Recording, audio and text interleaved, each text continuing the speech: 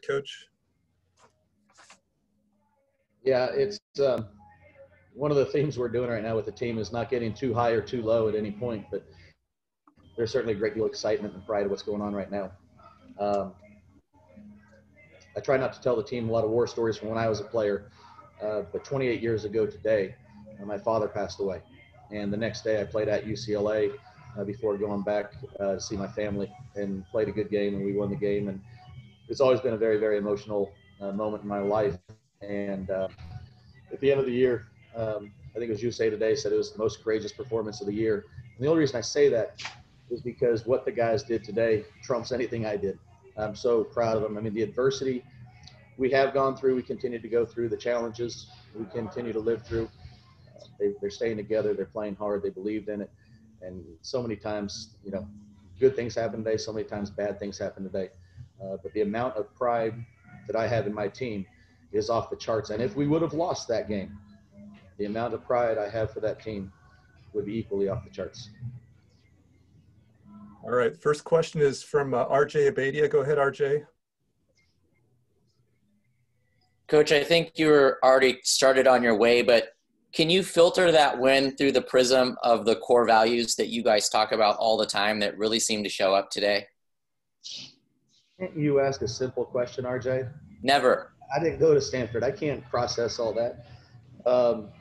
Yeah, I mean, the core values showed through. I mean, selfless, everybody's looking for their teammates, the tough. I mean, invested, tough, and selfless. We talk about it every day, along with adversity this year, along with empathy, along with appreciation.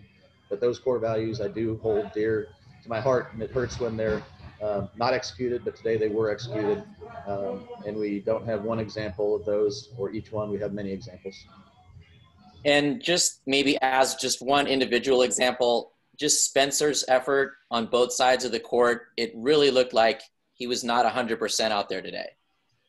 Yeah, we're banged up, as we all know, and Spencer's banged up with hip and other things. I mean, I don't even know what they were working on in timeouts. We had three guys like tackling him and trying to massage and everything else. So he's a warrior. Defensively, he's undervalued. I mean, he's so good, so good. The rest of the offense, he's going to continue to grow and develop. He's not just a three-point shooter. He's growing into just a big-time offensive player, and I think we're going to continue to see his development. And then just the last thing, is there any clarity that you have about the missing guys at this point? No, I don't have a timeline for anybody. I'm obviously anxious with everybody that's out now. We have a couple injuries on the bench today, and the guys that are out. So I don't have any timeline right now. When I have those, I'll certainly pass those along. Thank you, Coach. All right, next question is from Jacob Rayburn. Go ahead, Jacob. Hi, Coach. Congratulations. Thank you. Another individual I want to talk about is Lucas. He was perfect on dunks today, but obviously did a lot more than that. What can you say about his effort when he had to start? He was great. But the thing with Lucas, he has a great attitude all the time. If he doesn't play a minute, he would have celebrated just as hard in the locker room. When we talk about this pandemic and the challenges, it hits some people harder than others. And the reality, he hadn't been home in a long time, and he is sacrificing a ton to be here. We've had some great relationships and great conversations recently, and man, what he's given to the team is special, and it's not on to the very high level. And one more individual I wanted to ask about is, you're down the two guys who you probably would describe as your top 2 point guards, and O'Connell seems to play with a steadiness beyond his freshman status. Can you kind of speak about his play on both ends as well? Yeah, really steady. He was, really an extension of me on the floor today. And, he was savvy enough and smart enough to look at me when I was yelling and screaming and jumping up and down, and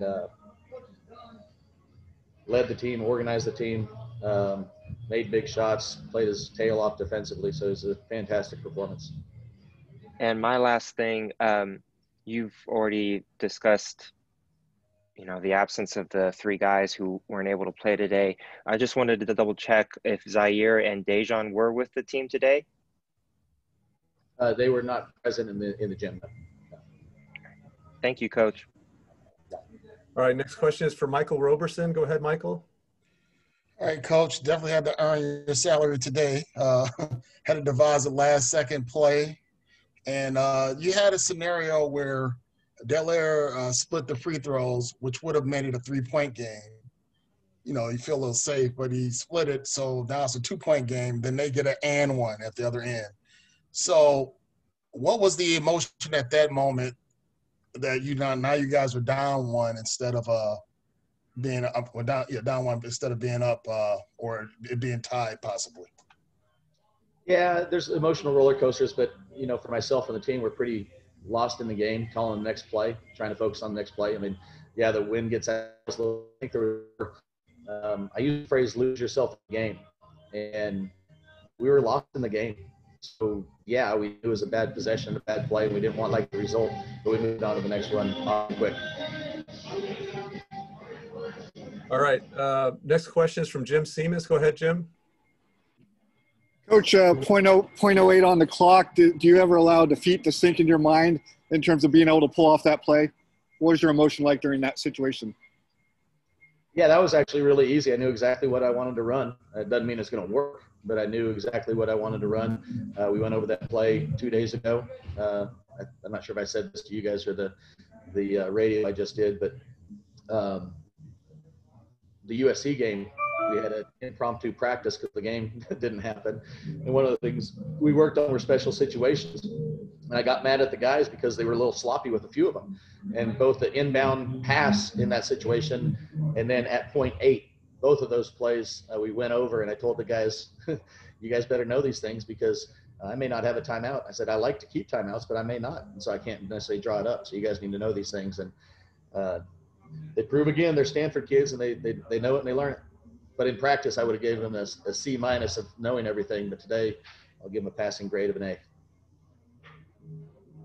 All right, we have one more question, and that's going to be from Grant Avalon. Go ahead, Grant.